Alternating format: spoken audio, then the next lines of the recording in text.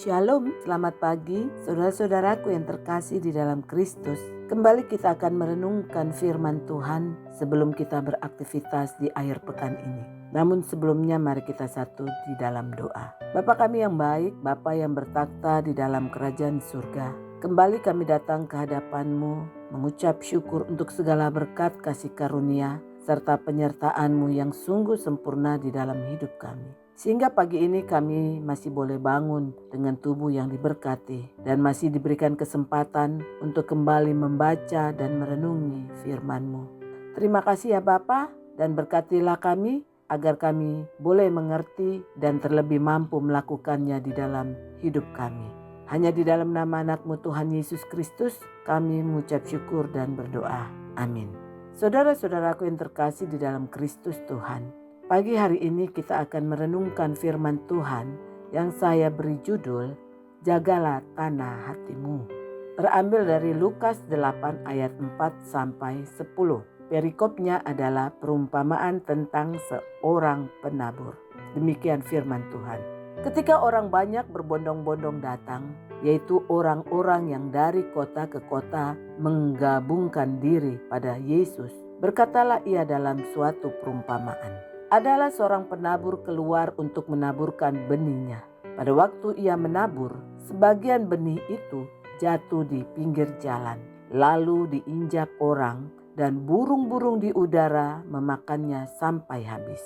Sebagian jatuh di tanah yang berbatu-batu, dan setelah tumbuh ia menjadi kering karena tidak mendapat air. Sebagian lagi jatuh di tengah semak berduri, dan semak itu tumbuh bersama-sama dan menghimpitnya sampai mati. Dan sebagian jatuh di tanah yang baik, dan setelah tumbuh berbuah 100 kali lipat. Setelah berkata demikian, Yesus berseru, "Siapa mempunyai telinga untuk mendengar, hendaklah ia mendengar." Murid-muridnya bertanya kepadanya, apa maksud perumpamaan itu? Lalu ia menjawab, "Kepadamu diberi karunia untuk mengetahui rahasia kerajaan Allah. Tetapi kepada orang-orang lain hal itu diberitakan dalam perumpamaan. Supaya sekalipun memandang mereka tidak melihat, dan sekalipun mendengar mereka tidak mengerti." Amin. Saudara-saudaraku yang terkasih, bagi seorang petani, tanah yang subur sangatlah penting karena menjadi fondasi utama untuk keberhasilan pertanian.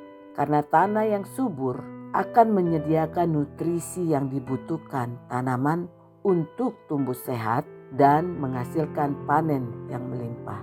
Sehingga tanah subur adalah aset berharga bagi seorang petani yang berperan penting dalam keberhasilan usaha pertanian dan kesejahteraan petani itu sendiri. Sehingga seorang petani akan berusaha membuat tanah kebunnya menjadi tanah yang subur sebelum ia menanamnya, seperti yang dilakukan oleh Gestianus Sino, seorang petani muda asal Nusa Tenggara Timur yang dikenal karena keberhasilannya. Ia mengolah lahan kering dan berbatu menjadi lahan pertanian organik yang produktif.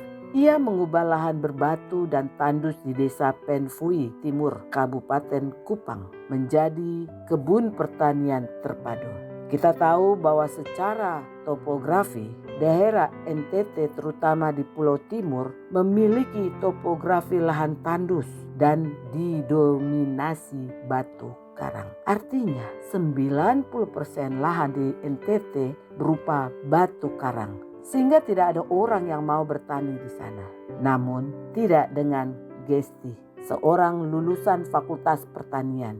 Ia menggadaikan ijazahnya demi mendapatkan pinjaman 30 juta. Dan uang itu ia pakai untuk membeli lahan seluas 1000 meter persegi dan alat-alat sederhana untuk menghancurkan batu seperti linggis dan palu besar. Nah, dengan alat-alat itulah Gesti membongkar bebatuan di lahan miliknya. Selama 2 tahun ia mengerjakan semuanya sendirian. Dari waktu ke waktu dengan tekunnya Gesti menyingkirkan batu-batu agar bisa mendapatkan tanah yang dapat ditanami. Sehingga sampai-sampai ia sering dianggap gila karena mengerjakan hal-hal yang dianggap mustahil dilakukan.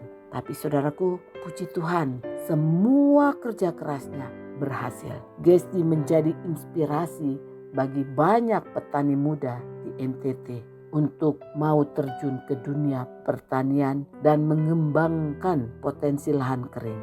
Nah saudaraku, Gesti adalah contoh nyata bagaimana semangat, inovasi, dan visi yang kuat dapat mengubah tantangan menjadi peluang, bahkan di lahan yang dianggap tidak potensial. Nah saudaraku, berbicara tentang tanah yang merupakan salah satu faktor penting bagi sebuah benih untuk bisa tumbuh subur dan menghasilkan buah, tanah yang baik itu harus mengandung zat hara atau nutrisi yang dibutuhkan oleh benih untuk bisa bertumbuh. Biasanya tanah ini harus gembur, berwarna hitam, dan memiliki kandungan air yang cukup. Nah saudara-saudaraku, pembacaan kita hari ini merupakan sebuah penjelasan dari Yesus atas perumpamaan tentang seorang penabur. Dalam perumpamaan tersebut digambarkan bahwa ada 4 tempat di mana benih itu ditaburkan oleh sang penabur, yaitu pertama di pinggir jalan, kedua di tanah yang berbatu, ketiga di semak berduri, dan yang keempat di tanah yang baik. Melalui ilustrasi petani yang sedang menabur benih ini, Yesus mau mengajarkan kepada kita bahwa pentingnya memiliki hati yang baik dan benar.